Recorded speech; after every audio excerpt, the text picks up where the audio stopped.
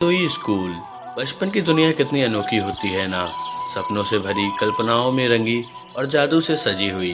लेकिन जो कहानी मैं आज सुनाने जा रहा हूँ वह केवल कल्पना नहीं है। वह एक ऐसी दुनिया की हकीकत है जिसे सिर्फ वही देख सकते हैं जिनका मन अब भी बालक है। बहुत समय पहले दूर एक बड़े बड़े पहाड़ों के बीच बसा था एक अनोखा गांव, ज्ञानपुर। यहाँ की हवाओं में मधुरता थी, फूलों में ज्ञान की खुशबू और नदियों में बहता था रहस्य। इसी गांव के बीचों बीच स्थित था इंद्रधनुषी स्कूल।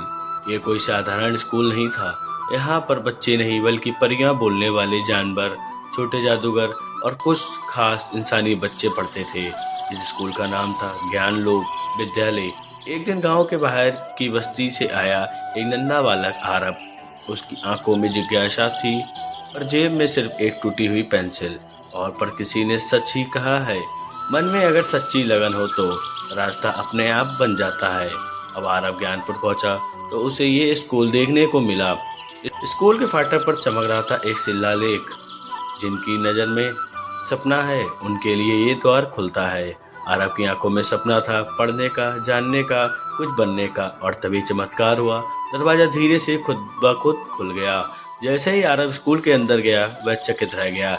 मैदान पर उड़ती परियां थीं, एक दौड़ता हुआ खूबसूरत खरगोश और एक विशालकाय उल्लू ऊंची शाखा में बच्चों को इतिहास की कहानियां सुना रहा था। पहली घंटी जैसे ही बजी, पूरी जमीन हिली और आसमान से रंगीन किताबें बरसने लगी। हर छात्र को एक जादुई किताब मिली जो वहीं पढ़ाती थी जो बच्चा खुद जानना चाहता था। आरव को मिली एक पुरानी सी किताब जिसका नाम था खोए हुए ज्ञान का रहस्य। आरव को कक्षा मिली तितली विंग्स सेक्शन, जहाँ क्लासरूम एक फूलों के बगीचों पर था। उसकी अध्यापिका थी मैडम चंद्रिका, एक सुंदर परी। जब वो बोलती थी शब्द फूलों की तरह गिरते थे। आज हम पढ़ेंगे सोच की शक्ति, उन्होंने कहा। जो सोचोगे वही बन जाओगे। बच्चों ने अपने सपने बोले। कोई राजा बनना चाहता था, कोई बादल, कोई सितारा। लेकिन आरव बोला, मुझे स्कूल बनाना है, एक ऐसा स्कूल जहाँ कोई बच्चा छूटे नहीं। मैडम चंद्रिका मुस्कुराई। ये सपना बड़ा है पर तुम्हारा दिल उससे भी बड़ा है। स्कूल में दोस्त बनाना आसान था लेकिन परीक्षा उससे भी बड़ी थी। एक दिन ब्लैक बोर्ड सेक्शन के बच्चे थोड़े शरारती थे और जादू के माहिर आरव की किताब चुरा ले गए। आरव बहुत दुखी हुआ। वह किताब उसके लिए सब कुछ थी, लेकिन उसने बदला नहीं लिया। उसने उन्हें माफ कर दिया और जब वह चुपचाप उदास बैठा था, बच्चों ने किताब लौटा दी और कहा, हमें तुम जैसे दोस्त की जरूरत है। तब आरव ने सीखा, सच्ची दोस्ती माफ करने से शुरू होती है।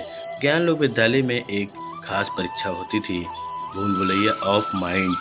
ये एक जादुई भूल भुलैया थी जो बच्चों की सोच और डर के आधार पर अपना रास्ता बदलती थी। आरव जब भीतर गया तो हर मोड़ पर उसे उसके डर और अंधेरा दिखा, गरीबी, अकेलापन, असफलता। लेकिन एक जगह उसने खुद को देखा, बड़ा आत्मविश्वासी और एक स्कूल चलाते हुए। यही उसकी कुंजी थी। दरवाजा खुल गया, समय बीत गया। आरव ज्ञान लोक विद्यालय का सबसे प्रिय छात्र बन गया।